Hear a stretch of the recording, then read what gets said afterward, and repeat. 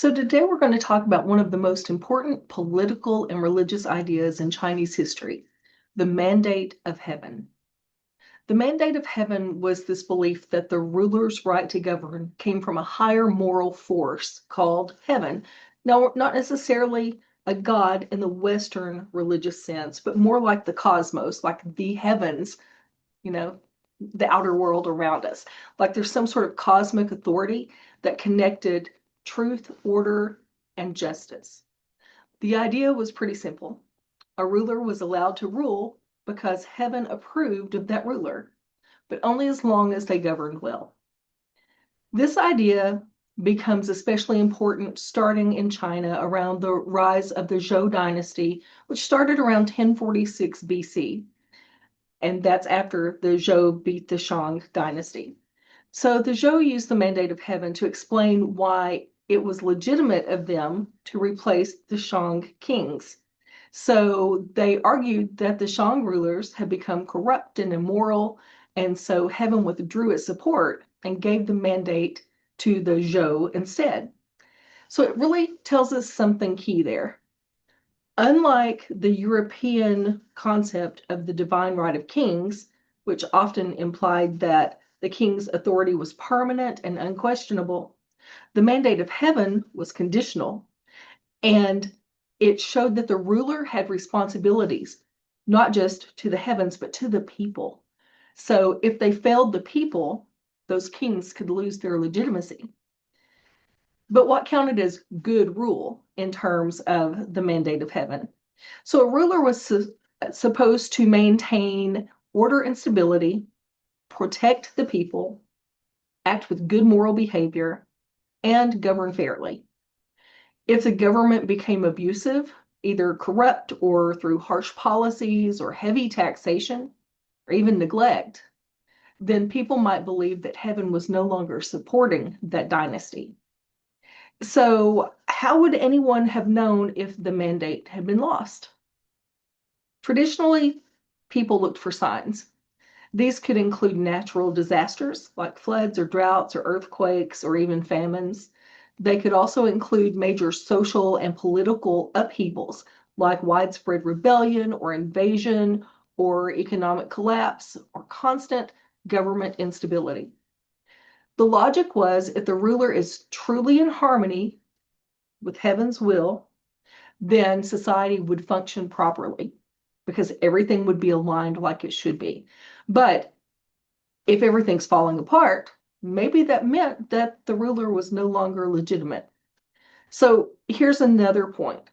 The mandate of heaven did not guarantee peaceful transitions between kings. Instead, it really kind of explained political change after it happened. So if rebels succeeded and formed a new dynasty, then that success itself was often interpreted as proof that the heaven had favored them. If the rebellion failed, then people could argue that the rebels clearly did not have the mandate. So this belief became one of the foundations of the dynastic code throughout Chinese history. And the pattern kind of went something like this. A new dynasty arises, claiming heaven's support. Early rulers often bring stability with them and prosperity, which makes everyone happy. And during those happy times, then obviously the mandate is favoring that king. Over generations, later rulers may become weaker. They might be corrupt or get greedy, or maybe even seem a little disconnected from the people. As problems build up, as disasters happen, things that are totally out of control, just natural disasters, or political unrest or economic hardship, any of those things. As the dynasty begins to fall and the new one replaces it, then the new one claims the mandate because of all the bad things that were happening in the old dynasty. So this cycle is not really a law of nature, but it became a very powerful way that Chinese historians and political leaders understood history and legitimacy of government. Another major feature of the mandate of heaven is that it supports the idea of one central ruler over all under heaven, meaning the whole civilized world in general. Like the Chinese political system, as it understood it, it reinforced unity. Ideally, there should be one legitimate ruler, not competing kings with equal authority. So this helped legalize and establish the idea of a centralized state. At the same time, the mandate of heaven could also be used as kind of political pressure. It reminded rulers that their legitimacy depended on their behavior, and it gave intellectual support that the idea, or to the idea, that rebellion could be justified if a ruler had become a tyrant or had failed their duties in some other way. In other words, if the king failed their people, then the legitimacy was up.